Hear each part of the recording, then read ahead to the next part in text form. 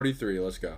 Stronger state. In this state, he retrieves his weapon, the Kiribachi, a saw-like Zanbato with tooth-like blades. He slams Luffy through the base's wall and into the building. Discovering the cartography room where Nami drew her maps, Luffy declares Nami his own navigator. Luffy notices Nami's old pen covered in her blood, revealing the abuse she endured as Arlong's cartographer. After Arlong boasts about using her for his own personal gain, Luffy breaks the Kiribachi's blades with his hands, then destroys the sea maps and furniture in the room. The spectators outside the base notice the furniture being thrown out of the building. Hold on. Actually, never mind, we're good. Which is also seen by Nami, who thanks Luffy for doing so. Arlong angrily bites Luffy's shoulder, but Luffy manages to break Arlong's nose. In one final attempt, Arlong attempts his shark on tooth technique against Luffy, but Luffy uses Gomu Gomu no Ono to stomp down on Arlong's back, sending him crashing down through several floors before landing on the bottom floor, unconscious. The structural damage caused by Luffy's attack causes the building to collapse. Luffy emerges from the rubble and declares Nami to be his crew member, to which she accepts. The spectators attempt to celebrate their liberation from Arlong, but are stopped by Nezumi's forces, who attempts to seize Arlong's wealth for himself. The crew angrily attack the Marines, ordering them to arrest Arlong and return his wealth to the townspeople. Nezumi vows retribution before fleeing. Back at Kokoyashi village, Genzo, on behalf of the townspeople, apologizes to Nami for ostracizing her. Meanwhile, Nezumi returns to his headquarters, where he reports Luffy to the Marines and requests that a high bounty be issued in his name. News of Arlong's defeat spread to all villages in the island, and the townspeople celebrate their Alright. That's him to 42. Let me go back a little bit. people, apologizes to Nami for ostracizing her. Meanwhile, Nezumi returns to his headquarters, where he reports Luffy. Yeah, that's the end of 40. Sorry, not 42. That's the end of 43. So yeah, episode 43 was end of Arlong Park. They kind of gave Luffy like the Naruto treatment where he's like getting thrown into the air repeatedly. And I'm not mad at that, but people kind of glaze Arlong arc like it's like the best shit ever. Like it's like, like it's oh, this is what you knew. This is when we knew that One Piece was going to be the best anime ever. You know what I mean? They're like, oh, after Arlong Park, I knew that One Piece was going to be the best anime ever. No, the fuck you didn't. Like, no. Let me calm down. No, you did not, bro. You did not know that One Piece was going to be the best anime ever. From Arlong Park, bro. Because Arlong Park is, I'm not going to say it's mid, but like, I mean, maybe I will say that actually. It's just not. It's not as captivating as a lot of fans say it is.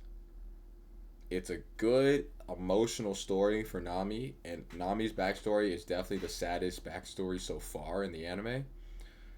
And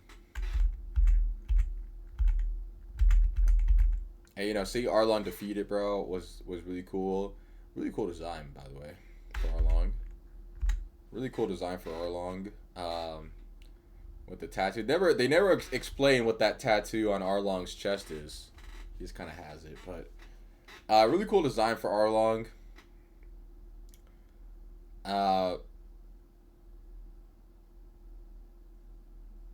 Yeah. And it is like the introduction of fishmen in the universe, right? Before Arlong, everyone has been a human. And in fact, before Arlong Park, you really only think, like, if you were watching One Piece for the first time, before like when when One Piece first started, when Arlong Park was like the most recent episode to drop of One Piece, like back in the 2000s. This is like the first arc where you even think that there's other people outside of human beings, like in this universe. So Arlong Park actually expands the world building quite a bit, because prior to this, you know that there's regular humans and devil fruit users. That's it. That's all you know. Those are the two types of really humans, really characters in the show before Arlong Park. Devil fruit users and regular human beings. That's it. Everyone fits into one of those two categories so far in the show. Before Arlong Park, and then Arlong Park is like, oh shit, there's like a whole there's whole different species of like people and like, you know, like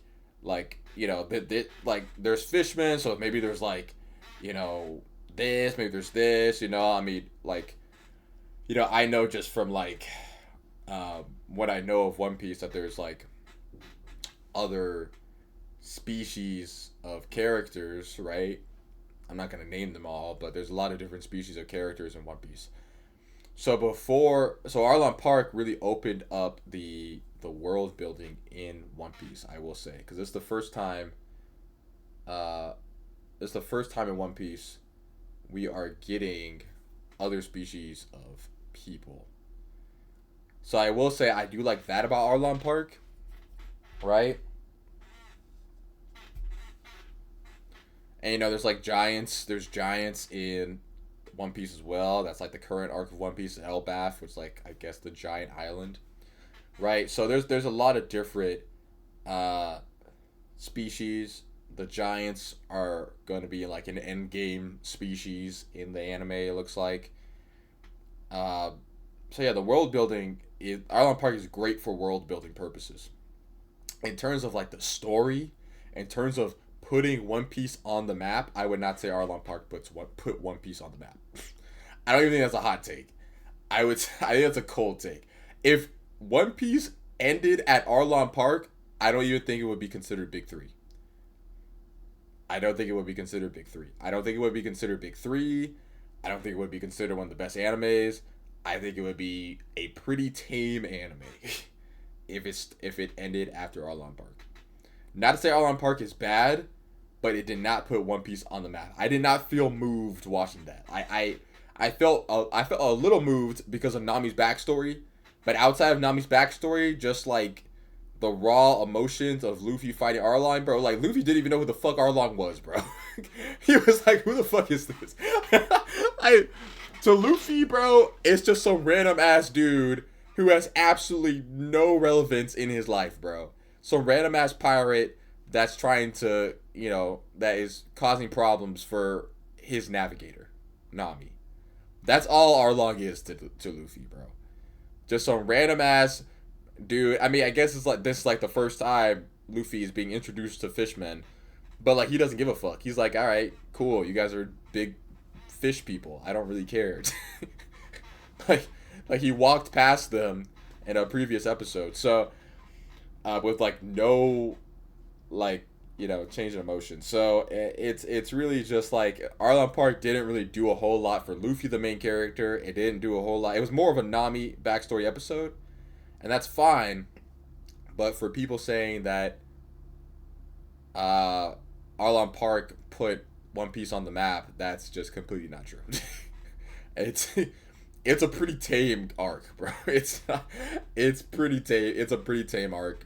Good arc though. Incredible arc for the emotions. Incredible arc. However, it's not. Yeah. I'll leave it at that. I'll leave it at that. I'll leave it at that.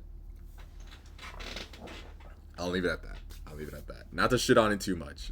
I'll leave it at that. Incredible arc though. Arlong Park's an incredible arc.